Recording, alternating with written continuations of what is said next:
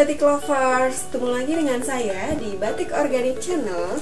Nah, di video kita kali ini kita mau mengulas tentang bagaimana sih cara merawat batik yang kamu punya di rumah.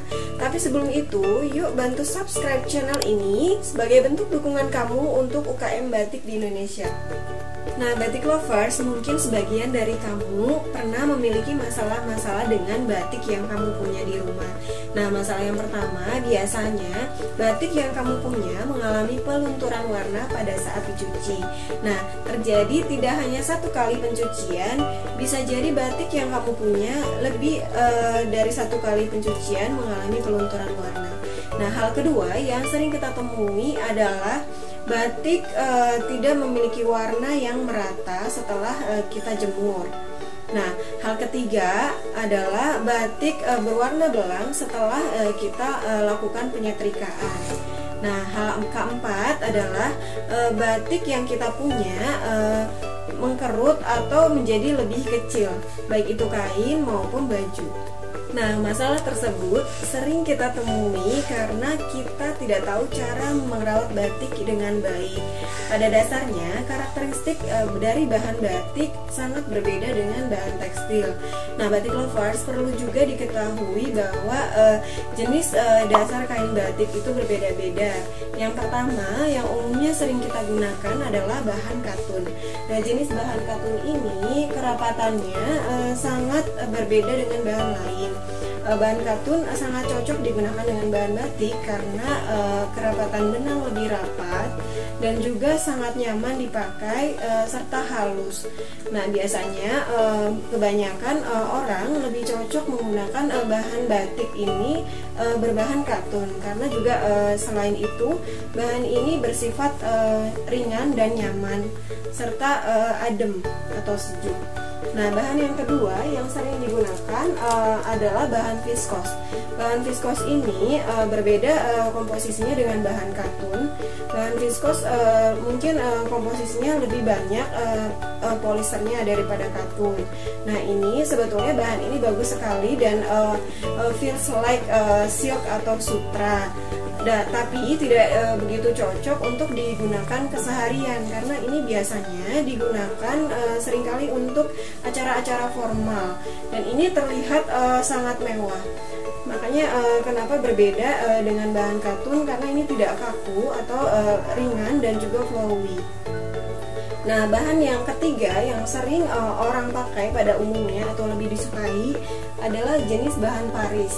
Jenis bahan Paris ini adalah sejenis katun, namun ketebalannya dia memiliki kerapatan yang lebih lebar daripada katun dan juga tipis. Jenis bahan Paris ini cocok digunakan untuk outer ataupun kulot dan juga shawl atau scrap. Bahannya ringan, adem dan juga sejuk sama seperti katun, namun dia jatuh seperti viskos. Nah, itu tadi 3 jenis bahan batik yang sering digunakan orang pada umumnya. Karena 3 jenis bahan tersebut memiliki keunggulan dan perbedaan-perbedaannya tersendiri. Nah, Batik Lovers, berikut 9 tips cara merawat batik versi batik organik. Yang pertama, hindari penggunaan mesin cuci. Nah, Batik Lovers, kenapa kita harus menghindari mesin cuci dalam mencuci batik? Karena kekuatan rotasi pada mesin cuci dapat menyebabkan koyaknya serat pada kain dan terbukanya kerapatan kain. Nah, yang kedua, pisahkan batik cucian kamu dengan pakaian berbahan dasar lainnya karena ini akan menghindari proses pelunturan warna batik kepada pakaian-pakaian lainnya. Nah, yang ketiga, gunakan air hangat jika terdapat noda. Air hangat ini akan membuka lebar serat kain dan noda tentunya pastinya akan lebih cepat hilang. Nah, yang keempat, gunakan larutan batik berupa lerak ataupun deterjen cair atau liquid untuk agar warna batik lebih awet atau tidak cepat pudar. Nah, hindari juga penggunaan deterjen bubuk karena deterjen bubuk akan menggumpal dan penggumpalan deterjen bubuk ini akan mengakibatkan batik kita menjadi lebih cepat pudar warnanya. Tips kelima, hindari pemerasan pada batik. Nah, pemerasan yang dilakukan pada batik akan mengakibatkan terbukanya serat kain dan menyebabkan warna menjadi tidak awet. Nah, untuk tips keenam, hindari penjemuran batik di bawah terik matahari langsung. Batik sebaiknya dijemur di bawah tempat yang teduh. Penjemuran di bawah terik matahari langsung akan mengakibatkan batik menjadi belang untuk sebagian warnanya. Nah, untuk tips ketujuh, setrika bagian dalam batik karena suhu pada setrika batik ini akan menyebabkan batik menjadi pudar warnanya atau bladus, terutama pada bagian kerah baju. Nah, batik lovers, kita juga harus perhatikan untuk suhu setrika batik. Nah, suhu pada setrika batik ini harusnya berbeda dari berdasarkan jenis-jenis bahan yang kita akan setrika. Misalnya saja pada bahan viskos, harusnya suhu pada setrikaan batik itu diatur lebih rendah daripada pada saat kita mensetrika batik yang berbahan katun, karena viskos sendiri lebih berkomposisi polister lebih banyak daripada katun.